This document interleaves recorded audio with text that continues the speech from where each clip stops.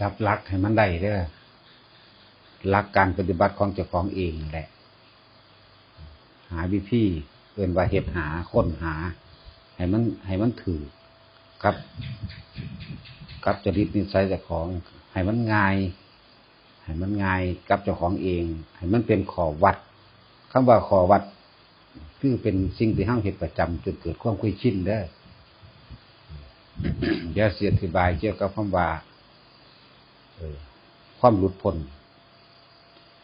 ด้านทางจิตสิเอิ้นว่าเจโตวิมุตติหรือถ้าหลุดพ้นทางปัญญาอีกแบบนึงเพิ่นจึงเอาคำว่าสมถะกับวิปัสสนาเป็นเครื่องคู่กันบ่ต้องไปสงสัยในการปฏิบัติทั้งหลายว่าเฮาละกิเลสตอนใดพูดถึงความหลุดพ้นทางจิตนี่ให้เข้าใจว่าคือความคิดนั่นเองความคิดอันใดที่ปรุงแต่งแสวงหาอยากได้อยากดีอยากมีอยากเป็นเกลียดผู้นั้นรักผู้นี้สารพัดที่เฮ็ดให้ความกังวลร้อนรนเกิดขึ้นมาเฮาสิดับความคิดโดยวิธีใดที่เพิ่นวางหลักไว้คำว่าสมถะหรือภาวนาฉะนั้นเฮาปฏิบัติแบบชาวบ้านชั้นเลิศปฏิบัติทางจิตเสียมากกว่าในการทางกายเพราะว่าทุกคนก็ประกอบด้วยการงานการทำมาหากินเลี้ยงครอบครัว มันบ่ทันอาจสามารถที่สิถึงขั้นว่ากล้าละออกมาได้เลยทีเดียวหลักของแต่ละคนให้คิดอยู่เสมอคือการยึดคำบริกรรมเอาไว้ยึดคำบริกรรมมีพุทโธเป็นต้นบ่ว่าสิย่างไปไสก็ตามย่างไปหันมานี่ขับรถอยู่ก็ตามทำงานอีหยังก็ตามยืนเดินนั่งนอนเข้าห้องน้ำไปทายไปเหี่ยวได้ทั้งเบิดพุทโธจะให้ขาดก็แล้วกันในขณะใดที่เฮาพุทโธแนบไปโดยบ่มีเขาแนวอื่นเข้ามาแทรกคือความคิดอย่างอื่นๆเข้ามาแทรกในขณะนั้นคำว่าเจโตวิมุตตินั่นแหละแปลว่าหลุดพ้นทางจิตมันบ่กังวลมันบ่เร่าร้อนมันบ่เกลียดผู้นั้นบ่ซังผู้นี้บ่ฮักผู้นั้นบ่เป็นตาซังบ่หาแนวมาอิจฉาริษยาเขาในขณะใดที่ว่าพุทโธพุทโธพุทโธนี่เปรียบเสมือนดุจดังว่าเอาหินมาทับหญ้าเปียกดุจดังว่าความคิดที่คิดเรื่องนั้นคิดเรื่องนี้เป็นนั่นเป็นนี่ได้นั่นได้นี่หญ้านี่เปรียบเสมือนดุจดังความคิดบัดนี้เฮาเอาหินนี่มาทับหญ้าไว้ก็คือคำบริกรรมภาวนาน่ะมาเป็นเครื่องยึดเกาะไว้คิดคือกันแต่ว่าหังคิดเป็นพุทโธคิดในอารมณ์เดียวเท่านั้นนั่นแหละคำว่าดับหรือปล่อยหรือว่างหรือหยุดหรือดับกิเลสก็ดับตอนนั้นแหละดับชั่วขณะนั่นแหละขณะใดนี่ที่เราภาวนานี่พุทโธพุทโธพุทโธพุทโธพุทโธไปเรื่อยอันนั้นเราเอิ้นว่าดับแล้วดับทุกข์แล้วดับกิเลสแล้วปล่อยแล้วว่างแล้วจากกิเลสจากความยินดีจากความปรุงแต่งแสวงหาจากความรักจากความเกลียดจากความอยากได้อยากดีอยากมีอยากเป็นบ่มีความกังวลใดๆทั้งสิ้นภาษาบาลีเพิ่นสิเอิ้นว่านิวรณ์5อย่างเฮาเว้าเขาให้เข้าใจง่ายๆแปลว่าความกังวลนี่โดยรวมแล้วสิกังวลเรื่องใดก็จังแตกแขนงออกไปเอานิวรณ์โดยภาษาบาลีว่ากามฉันทะนึกถึงแต่อารมณ์ที่ตัวเองยินดีพอใจเรียกว่ากามฉันทะถ้านึกถึงกามฉันทะตัวเดียวนี่มันก็ไหลใส่ตัวอื่นเบิดทีนิมิทธะเป็นคนเหงาหงอยเศร้าซึมอุทธัจจะกุกุจจะเป็นคนฟุ้งซ่านรำคาญงุดหงิดอึดอัดพยาบาทเป็นคนที่นึกถึงตั้งแต่บุคคลที่เฮ็ดให้เกิดอารมณ์เครียดแค้นขับแค้นใจเรื่องพยาบาทนั่นแหละถ้ามีกามฉันทะตัวเดียวแล้วก็แสดงว่าตัวอื่นก็มานำเบิดนั่นแหละจังว่าภาษาบาลีเพิ่นว่านิวรณ์กามฉันทะทีนมิทธะอุทธัจจะกุกุจจะพยาบาทนั่น5อย่างเด้อ อย่างภาษาเฮาเอาเข้าใจกันง่ายๆว่ากังวลบ่ต้องไปกังวลเรื่องใดทั้งสิ้นในขณะใดก็ตามที่เฮาภาวนาขึ้นมานี่เฮานึกภาวนาเฮ็ดให้มันเกิดขึ้นเฮ็ดให้มันเห็นทำให้เกิดทำให้เห็นนี่เห็นหยังก็เห็นความเด่นๆพุทโธน่ะเอาพุทโธเห็นพุทโธเห็นเด่นๆเกิดหยังเกิดพุทโธเกิดความรู้ในขณะใดที่เฮาพุทโธไปเรื่อยในหัวใจเฮานั่นแหละในความคิดพุทโธนั่นแหละเอิ้นว่าดับกิเลสแล้วปล่อยกิเลสแล้วว่างกิเลสแล้วหยุดกิเลสแล้วในขณะนั้นเฮากำลังว่าเดินมรรคเดินมรรคก็ได้อย่างทั้งนั้นในขณะนั้นสมถะนี่ก็คือว่าหยุดคิดไปอย่างอื่นให้คิดอยู่อย่างเดียวเรียกว่าดับก็ได้ต่อมาคำว่าวิปัสสนามันสิมีกำลังอย่างอื่นกำลังในการคิดถึงหน้าถึงเรื่องทุกข์หรือเรื่องของกายเองเป็นอย่างเช่นจังให้พิจารณากายก่อนเพราะว่ากายมันเป็นก้อนทุกข์มันเป็นภาชนะรองรับความเจ็บปวดทุกชนิดมันเป็นร่างของโลก มันเห็นได้ง่ายเห็นคำว่าไม่เที่ยงเป็นทุกข์เป็นอนัตตาได้ง่ายเป็นเลยจับเรื่องของกายมาพิจารณาก่อนเวลามันห่อนเฮาบังคับว่ามึงอย่าห่อนมึงจงเย็นพอดีก็บ่ได้เวลามันหนาวว่ามึงจงอุ่นพอดีก็บ่ได้นี่มันบ่เป็นของเฮาเองปวดแขวปวดหัวปวดท้องปวดท้ายบ่อาจสามารถบังคับได้บ่อยากจะปวดก็บ่ได้นี่คือมันบ่เป็นของตนโดยความรู้สึกนี่ โดยความรู้สึกนี่บ่อาจสามารถบังคับมันได้ดอกความเฒ่าความแก่นี่ก็คือกันมึงจะเฒ่ามึงจะแก่เวลา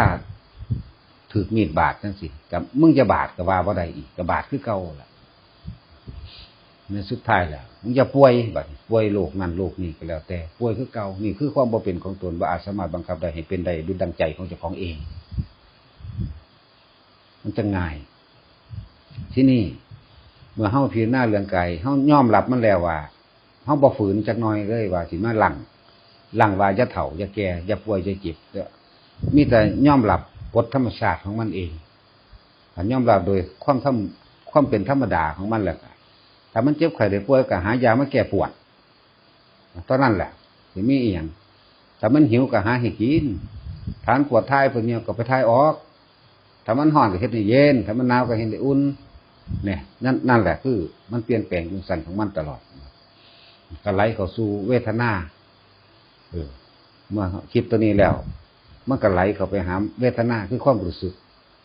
คำว่าความรู้สึกนี่จับเอาตัวใหญ่ๆมันมีอยู่3ความรู้สึกความรู้สึกว่าเป็นสุขความรู้สึกว่าเป็นทุกข์ความรู้สึกว่าบ่สุขบ่ทุกข์3ความรู้สึกอันนี้แต่ว่าส่วนมากคำว่าบ่สุขบ่ทุกข์คนบ่คิดถึงมันดอกแบบซื่อๆเฉยๆอยู่ยังแต่ว่ามันบ่ทันเข้ามากระทบซื่อๆดอกทีนี้เฮาจับเอาแม้นคำว่าสุขเนี่ยคือหยังคืออาการร่างกายนี่เป็นปกติกินอิ่มแล้วก็ปกติในขณะนั้นบ่ร้อนบ่หนาวบ่ไข้บ่ป่วยเรียกว่าสุขติดตัวนั้นถ้าร้อนหนาวไข้ป่วยเด้ก็ว่าทุกข์แท้ที่จริงแล้วสุขกับทุกข์บ่มีจริงเป็นของเกิดเป็นของดับเฮาต่างหากเป็นผู้เข้าไปยึดมั่นถือมั่นในสุขในทุกข์ต่างหากล่ะถ้าเฮาเข้าใจธรรมชาติธรรมดาของมันแต่ว่าคือเฮายอมรับมันแล้วถ้าร้อนก็เฮ็ดให้เย็นถ้าหนาวก็เฮ็ดให้อุ่นถ้าหิวก็หาให้กินนี่แหละถ้าป่วยก็หายามาแก้ปวดเท่านั้นมีชีวิตอยู่คล้ายกับว่ารอเวลาตายเท่านั้นเองก็ต้องไปดิ้นรนนี่ยังมันหนักในเรื่องมื้อนี้ แล้วมันก็ไหลเข้าสู่จิตคือความคิดนั่นแหละเห็นความลึกล้ำเข้าไปในอีกเลยจิตในจิตผู้ใดเป็นผู้ปรุงแต่งผู้ใดเป็นผู้อยากได้อยากดีอยากมีอยากเป็นกับความอยากของเจ้าของเองและความยึดของเจ้าของเองจะเลยต้องเอาสติเข้ามากำกับจิตที่เอ่ยว่าจิตในจิตนึกถึงผู้อยู่เบื้องหลังของการยึดกายของการยึดเวทนานั่นคำว่าเบื้องหลังกับตัวเขาเอง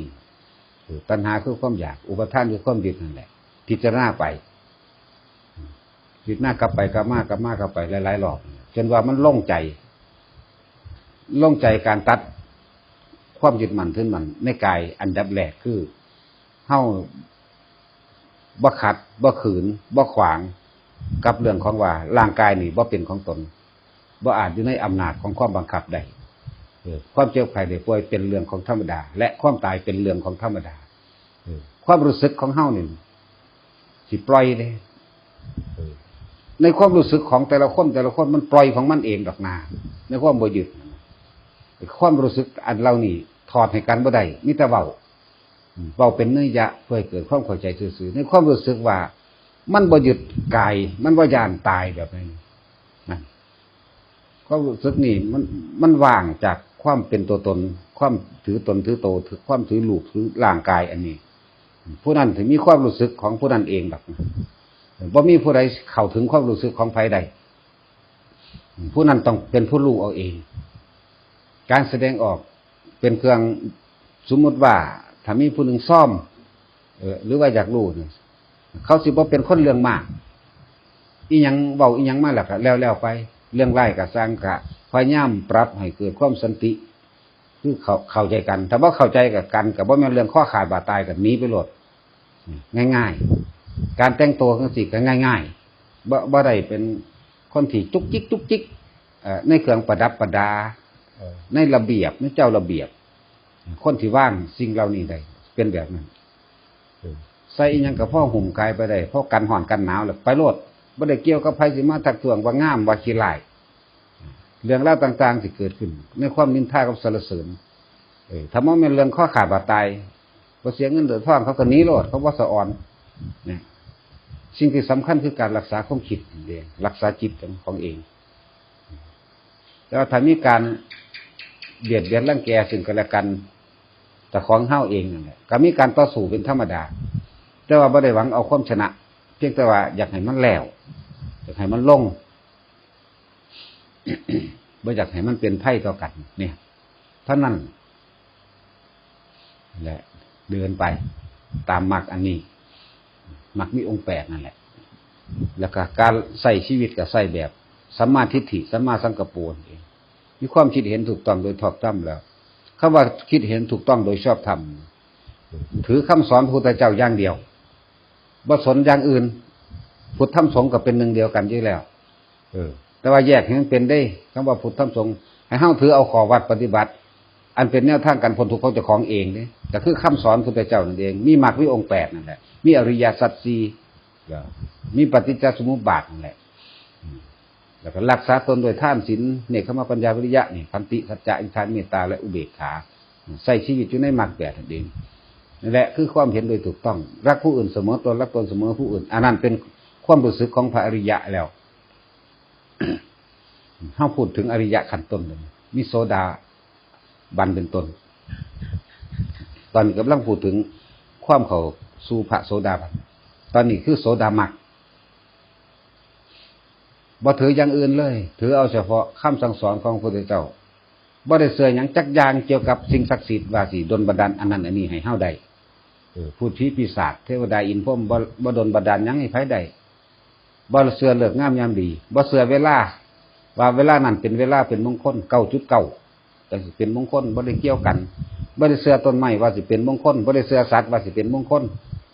สัตว์มงคลบ่สร้างมงคลเนี่ยสร้างเผือกบ่อันนั้นเป็นความปรุงแต่งขึ้นมาต่างหากโดยเสืองัวเสือควายเสือสร้างเสือหมาอันนั้นอันนี้มงคลบ่เสือเลยเสือกรรมอย่างเดียวคือการกระทำของตนเองนะบ่มีผู้ใดสิ่งศักดิ์สิทธิ์ใดมาเสกอย่างเฮาได้แต่เฮาบ่เฮ็ดเอาเองบ่มีทางกันแล้วกันนอกนั้นเป็นความเข้าใจผิดเป็นความเข้าข้างกิเลสซื่อๆดอกอันนั้นคือได้ซั่นอันนี้คือได้ซั่นก็เจ้าของเป็นผู้ไปหาเจ้าของเป็นผู้ไปแสวงหามันก็ได้ตอนนั้นไปได้บาดไปหาผีอันนั้นซื่อๆตั้งแต่กับของแลนหามาพอแห้งนะอันนั้นก็สร้างแล้วแต่อารมณ์ของใครของมันเฮาบ่ของเฮาบ่เกี่ยวล่ะได้ก็หรือบ่ได้ก็สร้างก็ยึดอยู่ในหั่นแหละด้านการอธิบายส่วนมากก็คือว่าสมมุติว่ามีเรื่องใดเรื่องหนึ่งเกิดขึ้นเขาสิบ่พยายามที่สิอธิบายให้เข้าใจเจ้าของถึงขั้นว่าเป็นความยึดมั่นถือมั่นในตนในโตเด้ ในอัตตาตัวตนของเด้ถ้าเขาบ่เชื่อจังสิพยายามหาหลักการต่างๆเข้ามาเพื่อจะเฮ็ดให้เขาเชื่อแต่ว่าคนปฏิบัติธรรมบ่เป็นจังซั่นเว้าแล้วไปเลยบ่เชื่อกระสร้างเนี่ยเอาตนออกเห็นบ่ออกจากเขาออกจากความเกี่ยวพันออกจากความอาลัยนี่คือหนทางของพระโสดาปัตติมรรคเวลาใดแต่เฮามีความรู้สึกว่ารักผู้อื่นเสมอตนรักตนเสมอด้วยผู้อื่นเห็นผู้อื่นเป็นดุจดังแขนขาอวัยวะของตนเองในความเจ็บปวดทั้งหลายเฮาก็เลยบ่กล้าไปรังแกสัตว์อื่นบุคคลอื่นบ่กล้าอันนี้นี่คือความยืนยันอันหนึ่งที่ว่าศีลบริสุทธิ์มันบริสุทธิ์แบบนี้บ่แม่นบริสุทธิ์พอปากมันเป็นไปเบิดจิตวิญญาณเลยเบิดจิตเบิดใจเบิดวิญญาณเลยในความรู้สึกนั้นถ้าผู้ใดมีลูกมีหลานเคยหักลูกหักหลานแบบใดเอาความรู้สึกนั้นเข้าไปเทียบเห็นผู้อื่นเห็นสัตว์เห็นหมูเห็นหมาก็ตามนี่มีความรู้สึกว่าสัตว์เหล่านั้นเป็นคือจังลูกหลานเจ้าของหักปานแก้วตาดวงใจนึงเอาความรู้สึกนั้นเข้าไปใส่นั่นแหละคือความรู้สึกของพระอริยะจะเอาความรู้สึกทั้งโลกมาเทียบซื่อๆเด้ให้พ่อได้เข้าใจคำว่าอริยะตั้งแต่โสดาบันขึ้นไปเอาความรู้สึกตัวนั้นเข้าไปใส่เบิ่งคือเฮาหักแพงลูกเฮาขนาดใดบ่อยากผู้ใดมาสู้มาตีมาทำร้ายมาด่ามาหลักของเอาบ่อยากให้ผู้ใดมาตีมาฆ่ามาหลักของลูกเฮามาเฮ็ดอีหยังที่เฮ็ดให้ลูกเฮาเจ็บปวดเสียใจเมาลูกเฮาบ่ตัวให้ลูกเฮาไปทางดีบ่ดีบ่หรือว่าเอามาเอาเหล้าให้มันกินบ่นั่นมันก็อยู่ในองค์ศีล5นั่นแหละอันนี้ก็เลยถึงขั้นนั้นได้แล้วนั่นแหละคือจิตพระอริยเจ้าตั้งแต่โสดาขึ้นไปถึงแม้ว่าความโกรธจะมีอยู่แต่ว่าไม่สาปแช่งมีแต่ความเห็นอกเห็นใจต่างหากศูนย์ขึ้นมาอยู่กับระงับอารมณ์ได้เพราะว่ามองเห็นโทษในวัฏฏะสงสารมองเห็นโทษในความสิเกิดในภพชาติต่อไปเนี่ยมองเห็นแต่ในความปรารถนาที่จะเกิดอีกต่อไปบ่มีดอกมีจิตเดียวคือพระนิพพานเท่านั้นตั้งไว้เฉพาะพระนิพพานเท่านั้นนั่นแหละแต่ว่าถ้าเฮามีพระพุทธพระธรรมพระสงฆ์เป็นที่กระทำตามคำว่านับถือนี่แปลว่ายินดีกระทำตามมีเฉพาะพุทธธรรมสงฆ์ไม่สงสัยเรื่องของกรรมบ่สงสัยเลยเรื่องของกรรมทำสิ่งใดๆย่อมได้สิ่งนั้นเรียกว่าวิจิกิจฉาภาษาบาลีบ่สงสัยเรื่องของกรรมจักเม็ดเลยย่อยลงมาคือว่าไม่สงสัยเรื่องคำสั่งสอนของพระพุทธเจ้าเพิ่นก็เอาเรื่องของกรรมนั่นแหละมาสั่งสอนก็ดีนี่แหละ นึกถึงความตายก็บ่ได้เสียดายบ่ได้อาลัยอีหยังใช้ชีวิตปกติแบบสัมมาทิฏฐิเดินตามหนทางที่เพิ่นวางไว้คือมรรคมีองค์8นั่นเองถ้าผู้ใดมีความรู้สึกรักผู้อื่นเสมอตนรักตนเสมอผู้อื่นแล้วนั่นแหละพระโสดาบันหรือโสดาปัตติผลเกิดขึ้นกับบุคคลผู้นั้นอยากรวยเป็นธรรมดาอยากรวยก็อยากอยู่แต่ว่าบ่ทำผิดก็คืออยู่ในกรอบของศีล5คือเก่าหรือรักผู้อื่นเสมอตนรักตนเสมอผู้อื่นนั่นแหละบ่ขายสัตว์บ่ขายชีวิตผู้อื่นหรอกบ่ฆ่าสัตว์บ่ฆ่าผู้อื่นอีกบ่ฆ่ามนุษย์อีกบ่ฆ่ายาพิษอีกบ่ฆ่าอาวุธนั่นแหละมิจฉาวานิชาอันเป็นเครื่องขวางทางแห่งพระนิพพานตัดเด็ดขาดเพราะว่าบ่มีอีหยังสิสำคัญสูงสุดยิ่งกว่าธรรมอีกแล้วชีวิตนี่มอบให้ธรรมแล้ว เวลามีคนมาด่าศูนย์อยู่ปึ๊บขึ้นมาทันทีแต่ว่าระงับได้บ่มีการอาฆาตต่อไปอีกแต่จากด้วยเป็นธรรมดาอารมณ์ทางกามก็มีเป็นธรรมดาแต่ว่าอยู่ในขอบเขตของศีล5คือเก่าอารมณ์ทางกามก็มีใจบ่ได้ไปมักผู้อื่นอีกเด้ยินดีแต่สิเป็นความพอใจกับพอใจเฉพาะผัวเมียเจ้าของเท่านั้นอันผู้อื่นๆบ่คิดออกไปบ่สั่นสิว่าควบคุมความคิดอันอื่นๆบ่คิดออกไปเลยมีวิธีสังเกตตัวเองบ่ต้องไปให้ผู้ใดมาตัดสินหรอกว่าผู้นั้นบรรลุโสดาบันสกิทาคาอนาคาอันนี้แหละเป็นเครื่องยืนยันตัดสินด้วยตนเองบ่มีผู้ใดรู้เฮาเองรู้ตัวเฮาเองยิ่งกว่าตัวเฮาดอกนอกนั้นสิคุยทำทาว่าผู้นั้นได้บรรลุนั่นผู้นี้ได้บรรลุนี่ ผู้ที่เพิ่นบรรลุนั่นเพิ่นบ่เว้าเด้ว่าเพิ่นบรรลุหยังบ่เว้านอกนั้นมีแต่เว้ายกย่องกันเองซื่อหรือเฮาอาจจะเคยเห็นบางที่ครูบาอาจารย์เพิ่นเว้าแต่ก็ครูบาอาจารย์จริงเด้ล่ะก็คนละเรื่องกันอันยกไว้สักก่อนอันผู้เพิ่นได้ปฏิสัมภิทาหรือว่าอภิญญาต่างหากจังพ่อเดาได้จังพ่อเว้าได้อยู่พ่อได้เกิดกำลังใจแต่ว่าบ่แม่นว่าเพิ่นเว้าเดาทั่วไปเพิ่นเล็งเห็นผู้นั้นว่ากำลังถึงขั้นนั้นถึงขั้นนี้เพิ่นก็รู้อยู่ไอ้เรื่องคำว่าปรจิตตวิชชารู้ความคิดของผู้อื่นคัดค้านหม่องใดเพิ่นก็ยังสิเว้าตั้งหากยกไว้อันนี้เฮาปฏิบัติแบบชาวบ้านอยู่แบบชาวบ้านชั้นเลิศชั้นดีบ่ไปฆ่าผู้ใดบ่ไปลักของไผบ่ไปประพฤติผิดกับไผบ่ไปตัวให้ผู้ใดเสียชีวิตทรัพย์สินบ่กินเหล้าเมายาแล้วก็บ่ไปสั่งเสริมและสนับสนุนให้ผู้ใดกินพร้อมท่านอยู่แบบนี้รักผู้อื่นเสมอตนรักตนเสมอผู้อื่นแม้นบ่ท่านได้รักก็ตาม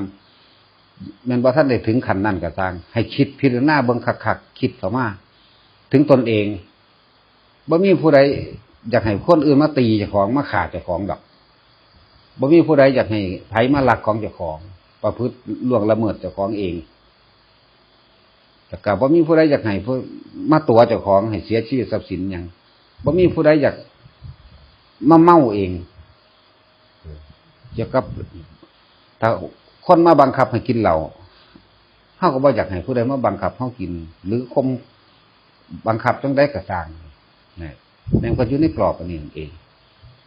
นี่แหละเอาตัวนี้มาเป็นเครื่องพิจารณาตัวเองดีๆนั่นมันบ่ทันได้ถึงขั้นก็คิดพิจารณาเอาเองในเจ้าของแหละถ้ามันเป็นจังซี่แล้วเฮาสิกล้าไปตีไปฆ่าผู้อื่นนี่บ่รวมทั้งคนและสัตว์เด้ที่จริงมันก็สัตว์เสมอกันเบิดนั่นแหละถ้ากับตราบใดที่ยังมีตัณหาอยู่พระอินทร์พระพรหมก็สัตว์ตราบใดที่ยังมีตัณหาว่าสัตว์ทั้งนั้นเอาความอยากน่ะมาเป็นเครื่องเทียบว่าสัตว์บัดนี้เฮามาแยกย่อยเอาซื่อดอกอันนี้คนเด้อนี่เทวดาเด้อพรหมเด้อสัตว์คือกันแต่ยังมีตัณหาอยู่แล้วเอาตัวนี้มาเป็นเครื่องเทียบเจ้าของเองบ่ต้องให้ผู้ใดมายืนยันตัดสินเครื่องเทียบคำว่าโสดาสกิทาคาเป็นจังไดถ้าได้โสดาบันแล้วความอาฆาตแค้นความบาดหมางความขับแค้นใจคมไว้ได้เป็นสกิทาคาได้บัดนี้ถ้าถึงโสดาไปแล้วจะเป็นสกิทาคามาปฏิฆะแปลว่าความอาฆาตบ่มีอาฆาต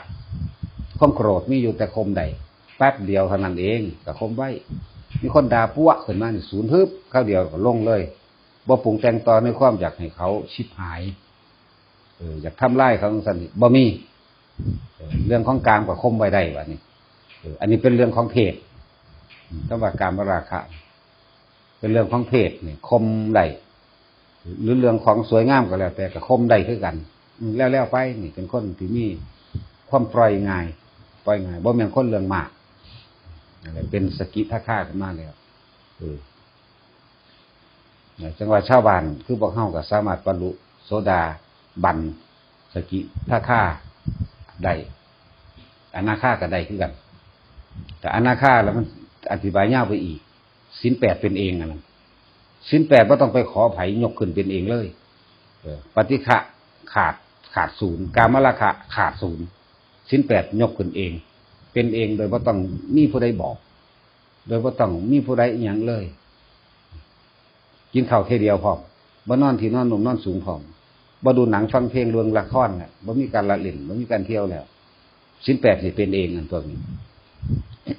จักมัน8หรือบ่8มันนั่นสิเป็นแต่ของมันอันที่เว้านี่เป็นภาษาเพื่อให้เกิดความเข้าใจซื่อๆภาษาเว้าภาษาเขียนภาษาอธิบายไล่ลงมาแต่เฮายังอยู่ในการเลี้ยงครอบครัวอยู่จะต้องเฮ็ดเอาแบบง่ายๆนั่นแหละบ่ว่าเฮาสิไปทำการทำงานอีหยังก็แล้วแต่อยู่ในท่าทางใดก็ตามยืนอยู่ก็ตามย่างอยู่ก็ตามเหตุการณ์เหตุงานอยู่ก็ตามเฮ็ดไร่เฮ็ดนาเฮ็ดสวนปลูกผักหยังก็แล้วแต่เถอะตราบใดที่เฮาบ่คุยกับไผนั่นขอให้ภาวนาไว้ยึดคำพุทโธไว้พุทโธพุทโธพุทโธไว้ ในขณะนั้นน่ะ มันปล่อยแล้ว มันว่างแล้ว มันดับทุกข์แล้วเพราะว่าทุกอย่างมันเกิดขึ้นจากการคิดนั่นแหละคิดอยากได้นั่นแหละคิดอยากได้เด้มันก็เลยทุกข์แบบนั้น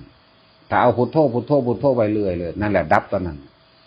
ตัณหาดับตอนใดก็ดับตอนนั้นแหละดับความอยากตอนนั้น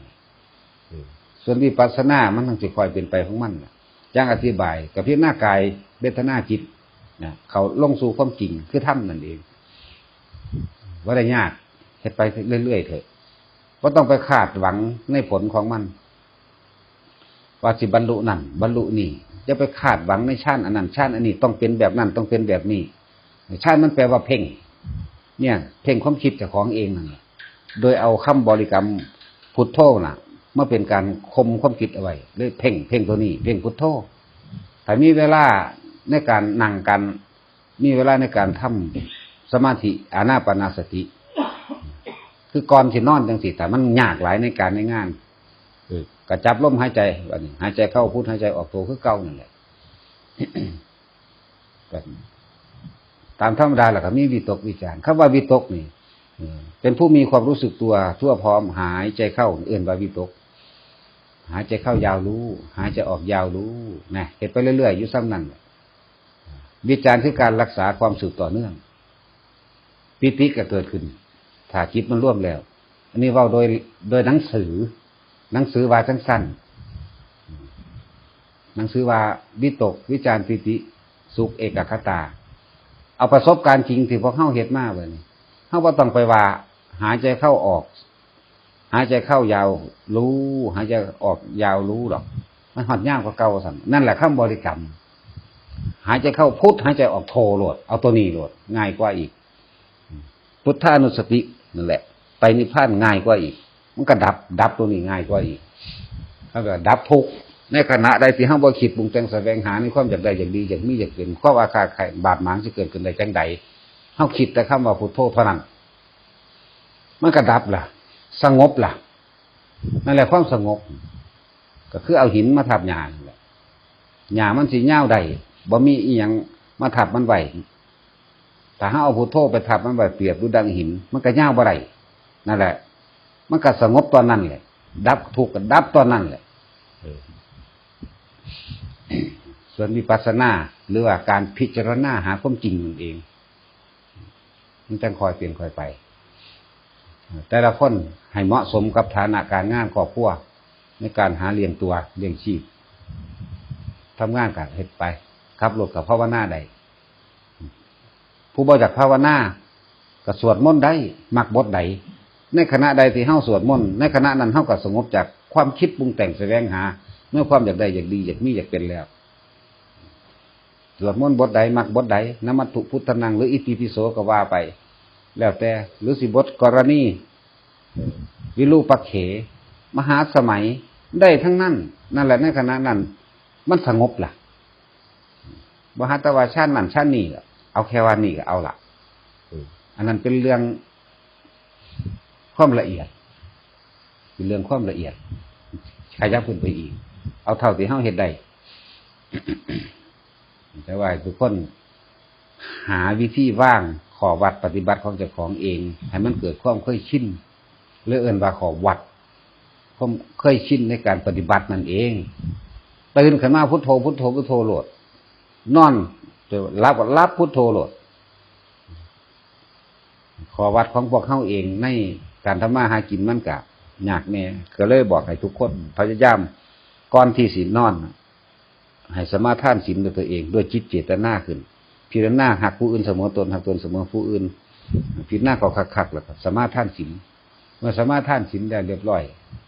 ก็นึกถึงความสิตายนะตายแล้วกูบ่มาเกิดอีกวางสิโลดให้มันเห็นถึงผิดถึงขิงให้มันเห็นถึงความรู้สึกในความนายคล้ายความอยากมาเกิดอีดีเด้มันจะคำว่าเบื่อละอาหารอยู่บ่ผู้ใดก็เคยเบื่อตัวเนาะแต่ให้มันเบื่อโลกเลยบ่แม่นเบื่ออารมณ์ตามธรรมดาล่ะผัวกับเมียผิดกันเบื่ออย่างคือเพี้ยนต่ำๆไปมันเบื่อบ่ได้ดังใจเห็นบ่ล่ะเอาอารมณ์นั้นมาใส่เบื่อโลกของดูเอาอารมณ์ตอนเบื่อผัวเบื่อเมียหรือนายคนผู้ใดผู้หนึ่งนี่เบื่อแบบนั้นเอามาใส่อารมณ์เบื่อโลก เบื่อเบิดทุกอย่างในโลกเนี่ยนี่เอามาใส่นั่นถอดความรู้สึกนั้นมาใส่ความรู้สึกนี่รักผู้อื่นเสมอด้วยตัวรักตนเสมอด้วยผู้อื่นแม้กระทั่งหมูหมากะไก่เฮาก็หักเสมอตัวเฮาเองเอาความรู้สึกที่เฮาหักลูกกับของเองนั่นมาใส่ความรู้สึกนี่กับหมาตัวมันเฮาดีๆนั่นกับงัวกับควายกับปิงกับนกกับหนูถ้ามีความรู้สึกนี้ได้เนี่ยอันนั้นแหละจิตเบิ่งคักๆเฮ็ดได้แบบนี้แหละมันเป็นของมันถึงขั้นนั้นมันสิบ่อยากบังทำลายบ่อยากไปตีไปฆ่าไปลักของไผบ่อยากไปเฮ็ดอีหยังให้ผู้ใดเสียหายชีวิตและทรัพย์สินเลยนั่นแหละเราสมาทานศีลนี่คือสมาทานด้วยความจริงใจด้วยความเข้าถึงเลยเข้าถึงทุกข์แท้ๆเลยเข้าถึงความเบื่อหน่ายแท้ๆเลยชีวิตหน้าเราตรงถึงสุดท้ายแล้วปล่อยว่างออกในความอยากเกิดปล่อยว่างออกในความอยากได้อยากดีอยากมีอยากเป็นอยากยังก็แล้วแต่ในโลกอันนี้เบาหายใจเข้าพูดหายใจออกโผไปเท่านั้นตั้งเจตนาไว้แล้วตัดไว้แล้วถ้ามันตายในตอนนั้นมันก็ไปอีหลีนี่แหละมันบ่ได้เป็นของยาก